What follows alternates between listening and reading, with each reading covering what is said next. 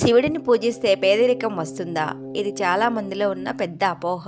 శివుడు నిరాడంబరుడే, కానీ ఆయన పేదరికానికి కాదు, వైరాగ్యానికి ప్రతీక. వస్తువులపై మోహం తగ్గడం అంటే పేదరికం కాదు, ఉన్నదానిలో సంతృప్తిగా జీవించడం.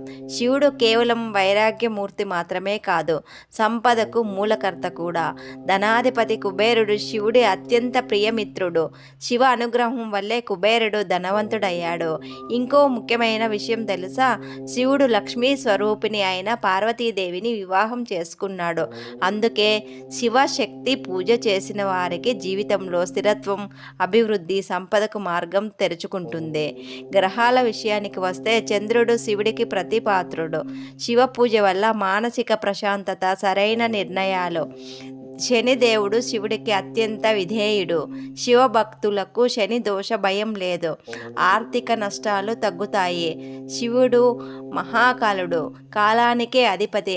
ఆయనను పూజిస్తే ధైర్యం పెరుగుతుంది, ఒత్తిడి తగ్గుతుంది, కష్టాల నుండి బయటపడే శక్తి వస్తుంది.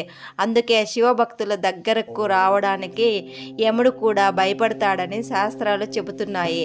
శివభక్తి పేదరికం కాదు, పరిపూర్ణమైన జీవితం.